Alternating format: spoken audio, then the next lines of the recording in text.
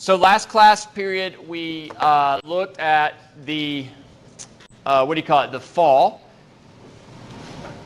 So we saw how in Genesis chapter 3, the serpent moved in, deceived Adam and Eve, and brought basically destruction to the world, to our world as we know it.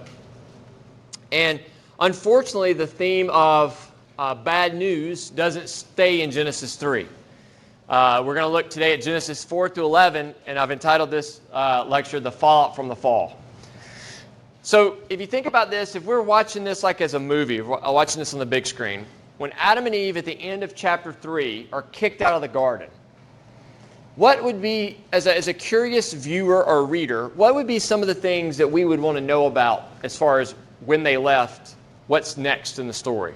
What would be just some things you would want to know? What happened to the garden? That's a good one. Yeah, that's right. Where do they go? What happens? Anything else you guys can think of? Probably maybe what's their daily life look like? But this is a curious thing about the biblical story. It's very selective on what it tells us, which is why even today everybody's still looking for Cain's wife, right? Because the Bible doesn't tell us a lot of the details that we want to know. And so what's interesting is Adam and Eve leave in the garden, and it does briefly talk about them, but it quickly focuses on their sons, right? And this is intentional. So what I want to do today is just, first of all, do a little general overview of these chapters, and then talk about a couple of themes in them. So let's talk about this in Genesis 4 through 11. So this is, what we might call Genesis 4 through 11 is taking the fall and drawing it out for a long time, years-wise. Textual-wise is only drawing it out for 8 more chapters. So, 3 key stories. These are some of the most popular stories that are almost universally known. The first story is, I just told you, their sons. That's what? Story of Cain and Abel. All right? Then the bulk of Genesis 4 through 11 is actually devoted to one story. And what story is that? It's like top 5 probably popular, the flood. Noah and the flood. And then the last story is, which one? Tower of Babel. Okay, so you guys read all 3 of these on Friday. So you get these 3 stories, Cain and Abel, Noah and the flood, Tower of Babel. Before we zoom in on the stories, I do want to say a word about the 2 genealogies. So you got one in chapter 5 and chapter 10. And genealogies are not fun reading, right? You guys know this. It can get kind of boring. But I want to talk about the why genealogies are in the Bible. So let me help you by this way. If you guys, today we have DVDs and Blu-rays. We actually also can stream everything digitally. But if you're watching a movie and you've already seen it 100 times and you want to fast forward to a scene later in the movie, what's the easiest and quickest way to do that? What's that? Huh?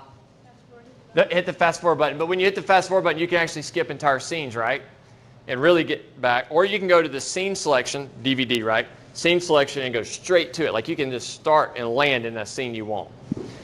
Now, I know you guys know this, but in my day, I sound like a grandpa, we did not have DVDs. We had these things called VHS. Anybody, old school VHS, right?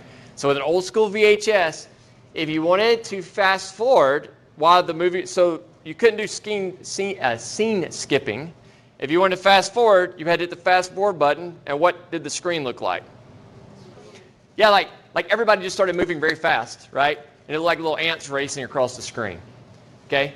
So when you think of genealogies in the Bible, think about biblical fast forwarding VHS style. Does that make sense?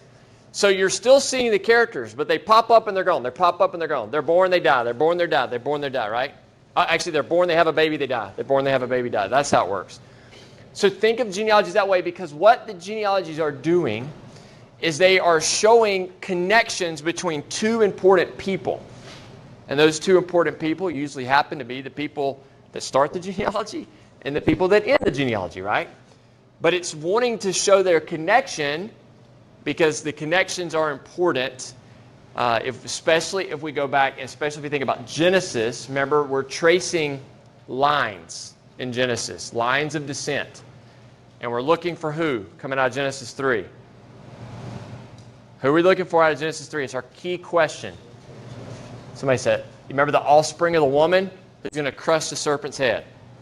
So that's why these genealogies become so important for us, okay? So like chapter 5 connects Adam, and then it goes through Seth, through Seth all the way to put you in Noah. So it's tying us to Noah. So it's connecting the first major story to Noah's story. Everybody good on that? All right, now, if you look at the three big stories here, there are actually kind of two important themes in these stories. Two kind of threads that run through the stories. Anybody want to take a stab at what those threads are? Yeah. Yes. Number one, this is monster, is the growth of sin. The growth of sin. Okay, so think about this. It starts with Adam and Eve sinning in the garden. Then we turn the page and their descendants are sinning in a pretty grievous way. Cain murders his brother. Then we turn one more page, we get through the genealogy, and we're introduced to Noah's generation. And the text says that every inclination of their heart was continually evil. So you see, we go from the sin of one to the universal sin. Then God hits the reset button with the flood, right? And we start with Noah and his sons, and we think, oh, this might work. And then all of a sudden, guess what happens? Tower shows us again what? Universal sin. So we see sin is spreading like a wildfire. So on the screen here, I have a picture of the 1988 Yellowstone fires. So these fires actually began, there was a lightning strike in June of 1988, and they started these fires. Well, they thought that weather would come in and that it would kind of burn out on its own and take care of it. But by July 1988, they realized they were in quite the pickle. And so what happened is it burned, these fires ended up burning almost 36% of the park. Like almost a third of the park was burned up by these fires. They had 10,000 people fighting them. It's a lot of manpower. And they spent $120 million to little to no success. And so what happened is after the fires, there was a lot of media controversy, a lot of blaming going on what happened. And so if you go to the National Parks website, they kind of have a response to the media controversy about this. And I want to read it to you because I think it really draws a great analogy to sin. Here's what they say. The most unfortunate public and media misconception about the Yellowstone firefighting effort may have been that human beings can always control fire. These fires could not be controlled. Their raw, unbridled power cannot be overemphasized. So let me read that last line. It says, their raw, unbridled power cannot be overemphasized. When I think about the Yellowstone fires of 1988, I automatically come back and think about these three stories in Genesis 4 through 11. It really does seem in Genesis 4 through 11 that the raw, unbridled power of sin cannot be overemphasized. It grows like a cancer. It spreads quickly throughout all of creation. And we still experience this today, but again, that's where Romans 6 came in that I read for you at the beginning, right? That Christ has set his people free from that raw, unbridled power and broken the power of sin in our lives, and we have to live into that, okay? So the power of sin and the spread of sin. All right, what's the second theme we see in these stories? Anybody? So how does God respond in each case? What we see in these three stories is God's judgment. And we do get some grace, like he gives grace to Cain, he gives grace to Noah. But the emphasis in these stories is God's judgment of sin. So again, think about any good book. When you have the main character, you get a lot of character development. And what we see as we keep reading the biblical story is we learn more and more about who God is. And when it was in the garden, remember we just drove home his goodness towards his creation, his love, how it overflowed. But now that humans are in active rebellion against God, which is what sin is, right? Now that humans are rebelling against God, he responds in judgment and in justice. Okay, so it's a just judgment that God's bringing. So he curses Cain, floods the world, and confuses the tower builders. He scatters them by confusing their language. So here's what we see in these stories. That God does not sit in heaven with apathy towards human rebellion. Does everybody follow me here? God is a just God, and he does get angry with human rebellion, and therefore he judges human rebellion against him. If you think about just think of like the old days when there were kings, and well, there still are, but think about like a king who has rebellious subjects and who refuse to submit to his rule, things are probably not going to go well for the rebellious subjects. And that's the same imagery we get here in these early chapters. And this is not popular in our culture, but as those of us who truly believe in the Scriptures, this is the picture of God that is presented. And for those, and it's both a comfort, and it should also drive us to our knees to praise him and to repent of our sin, because he is a God who will judge it, okay? So sin spreads, God judges. Sin spreads, God judges. That's kind of the pattern of these chapters. Any questions on that? You guys good? All right, so what I want to do now is take a few moments and drill in on two of these stories. And the reason I want to do this is to highlight, in drilling in these stories, I want to highlight some features that are really going to help us as we keep reading the Bible to understand it. So we're not going to focus on Cain and Abel. You read about that, and we'll talk about that. But I want us to go to, first of all, let's drill in a little bit on a couple of features of the Noah story, Noah and the flood.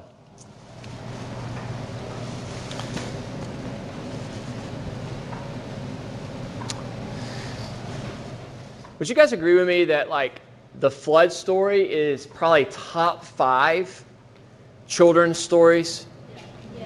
Yeah. And would you not agree that it's also top 5 most violent stories in the Bible? Yeah. Isn't there a great irony in that? It's crazy.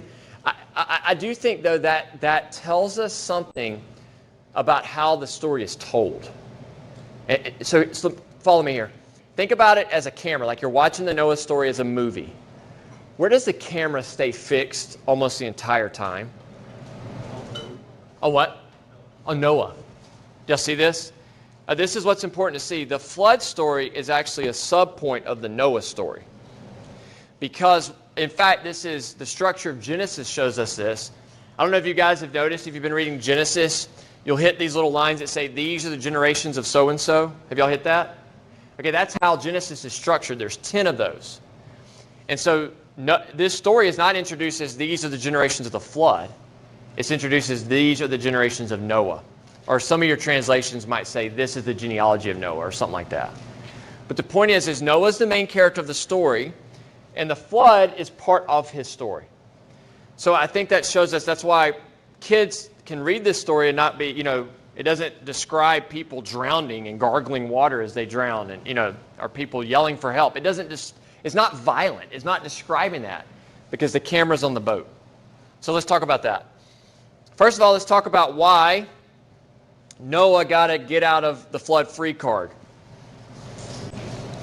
And it's because he is described as a righteous man. He's described as a righteous man. Now, his generation is described as what? Exceedingly wicked, right? He lived in among a very wicked generation. But here's how he's described in Genesis 6:9. It says he was a righteous man, blameless in his generation, and Noah walked with God. Let's talk about this idea of righteousness. What do we mean by righteousness? Or what does the Bible mean by righteousness? It's a life lived in accordance with God's will, right? It doesn't necessarily mean perfection, but it means a life that is pleasing to God and that is right before him. It's hard to use the word right because it's in the word, but it's a life lived and pleasing to God. And then it says he's blameless in his generation. So this is highlighting the contrast between Noah and his generation. And then it also says he walked with God. Now, can you guys tell me who else in Genesis walked with God? Enoch. And Enoch just like kept on walking. He never quit. He walked right up to heaven because Enoch was one who didn't die.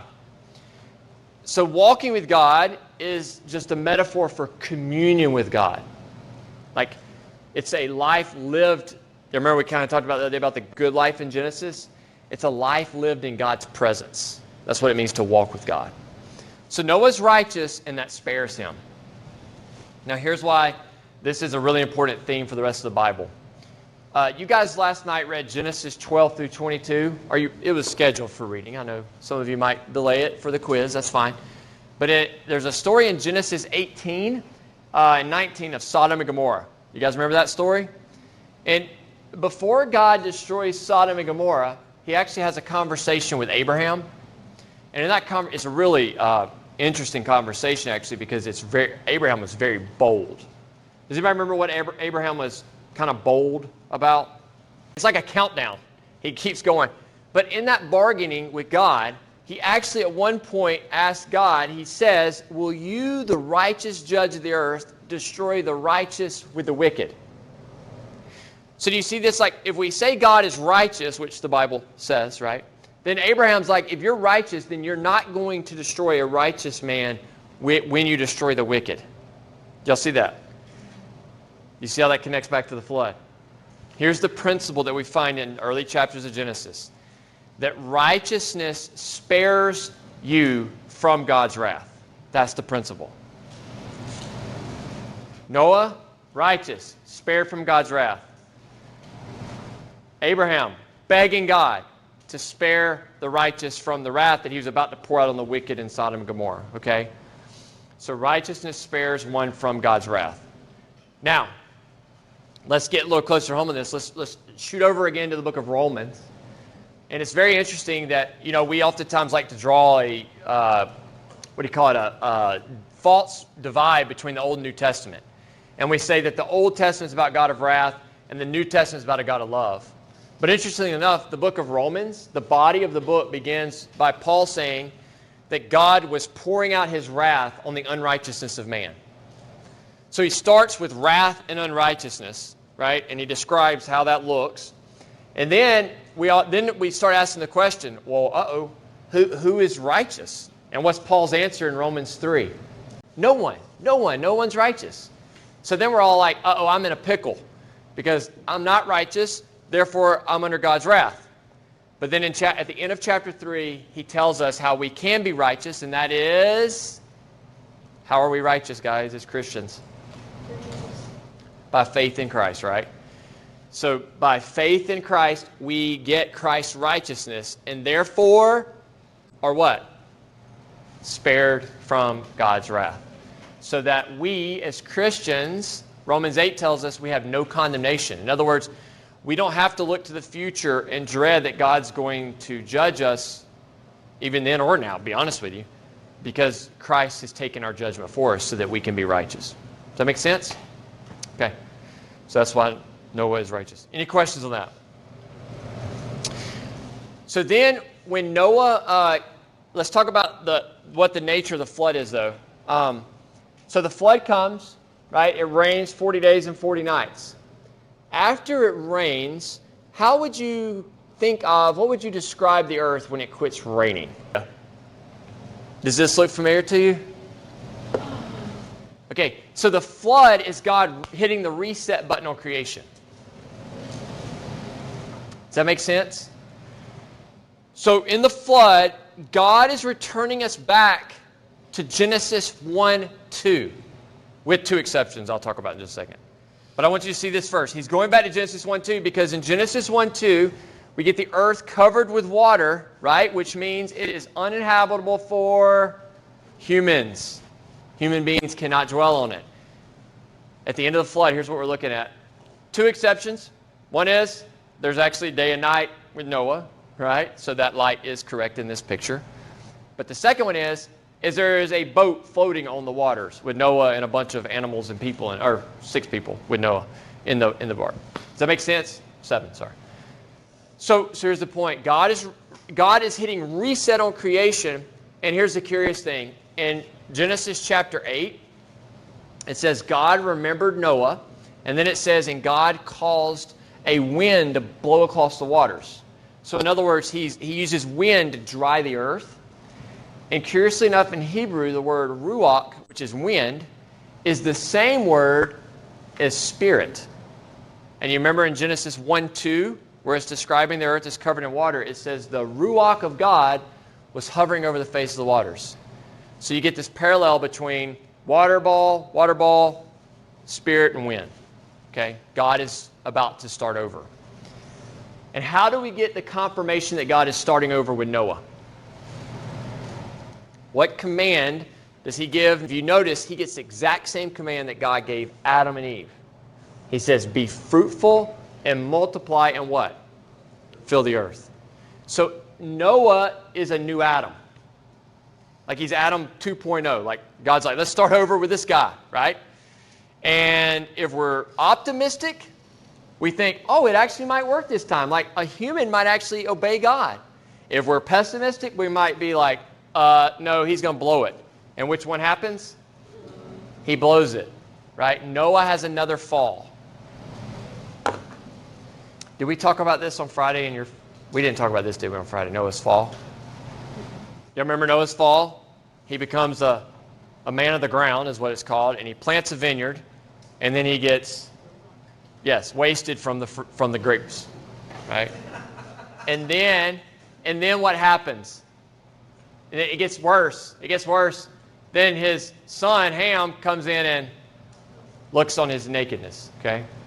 So do you guys see the parallels between Noah's fall and Adam's fall? Yeah, both involve the fruit. One's the fruit of the vine. One's the fruit of the tree of the knowledge of good and evil. So they both can involve consumption of fruit. And both of them have the play on nakedness and shame that are going through them. And then both are also followed by cursing, but we can talk about that as well. So here we are again, right? God starts over with one man, and what does that one man do? Blows it again. And you're like, oh man, here we go. And then guess what happens? It doesn't stay with the one man. It spreads again and becomes universal, and we meet at that point the Tower of Babel.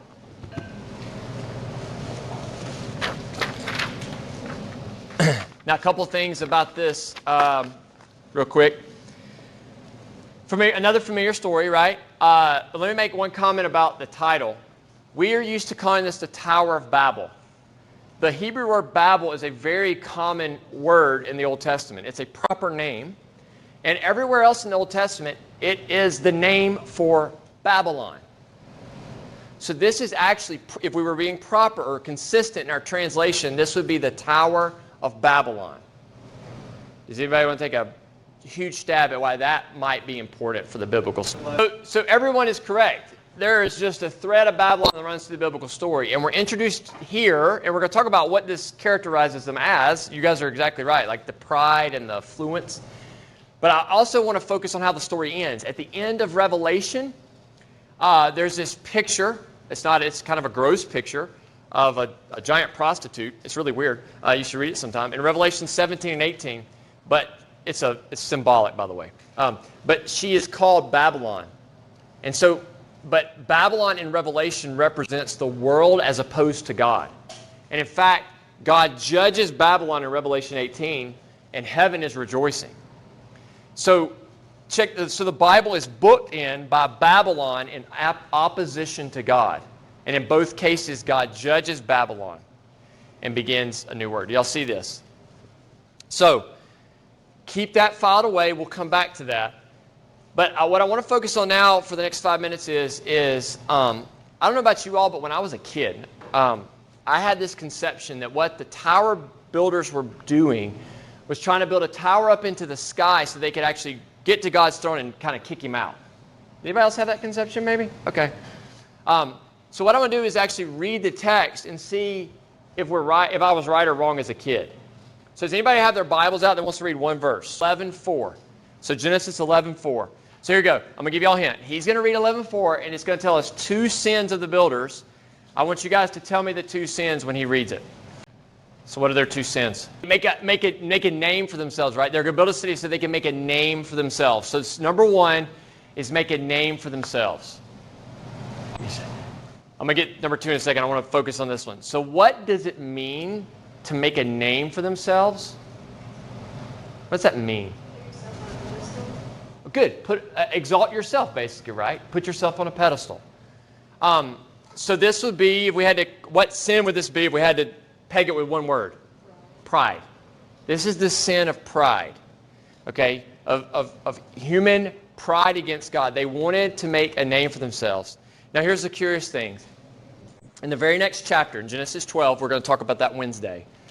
One of the promises that God gives Abraham is he promises him that he's going to do what with Abraham's name? Does anybody remember this? Yes, he says, I'm going to make your name great. So notice the contrast here. The tower builders wanted to make their own names great. Abraham, as a faithful servant of God, was promised that God would be the one to take care of his name. He would make his name great. Now, let's drive this home a little bit. We live in a culture where pride is become a virtue almost. Would you guys agree with that? Like, you guys think about it. I mean, you can boast about yourself on social media all you want. You can take all the photos of yourself and post it. You can be just the most self-obsessed person ever, and nobody's going to rebuke you because it's become so normal for us to make names for ourselves and try to exalt ourselves. And so if we are going to live according to God's good life that he's commanded us to live, right, we actually have to go really countercultural, and it's really hard on this point. Would you not agree? Because everybody is celebrating themselves and not celebrating Christ and who he is.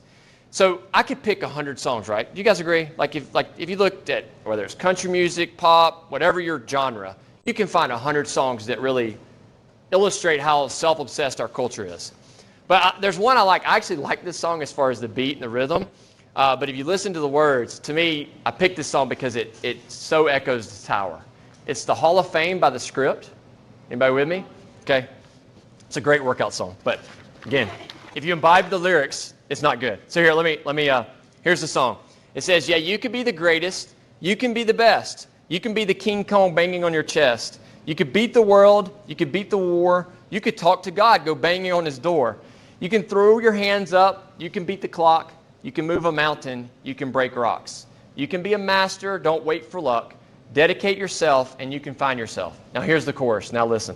Standing in the Hall of Fame, and all the world's going to know your name because you're going to burn with the brightest flame, and the world's going to know your name, and you'll be on the walls of the Hall of Fame. Right? So it's in the air we breathe. Self-exaltation, making a name for ourselves. And so I just encourage you guys that we need to recognize that pride is dangerous. In fact, C.S. Lewis, in his book Mere Christianity, any fans? He argues that pride is the greatest sin and that it is the sin that causes all other sins. And I agree with him because pride is where it starts. When we're proud, we then feed into all the other sins. So we always have to be on guard about pride and constantly humbling ourselves before God. That's why several times in the Bible it says God does what to the proud?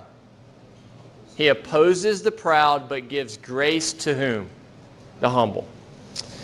So, if pride leads to all their sins, I would argue the same thing happens here. What sin does their pride lead to? What's the second one?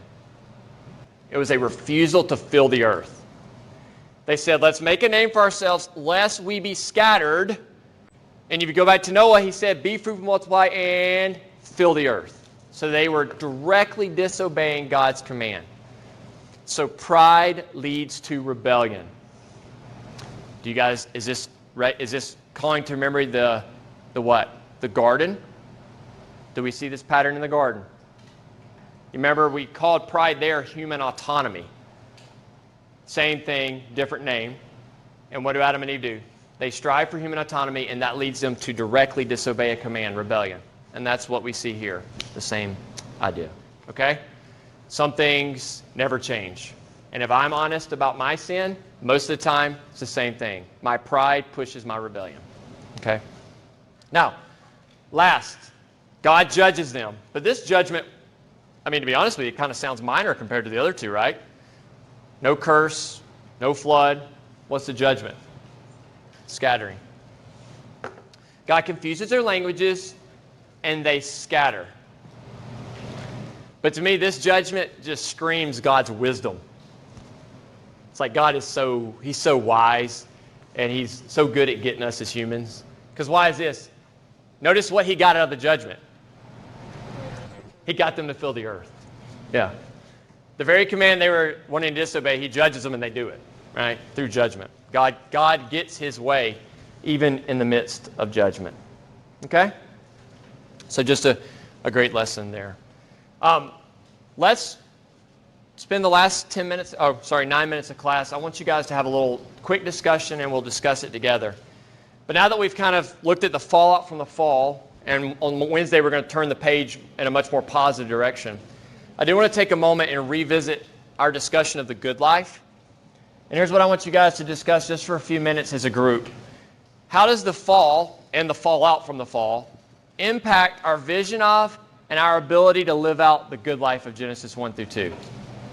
And just as a reminder of what we described the good life as, I wrote three things over here that you guys kind of said when it came to the good life. We talked about how the good life is living in the presence of God, in submission to God, and enjoying the beauty and the bounty of creation. So I want you guys to discuss how the fall has impacted our ability to see that and to enjoy it. Go for it.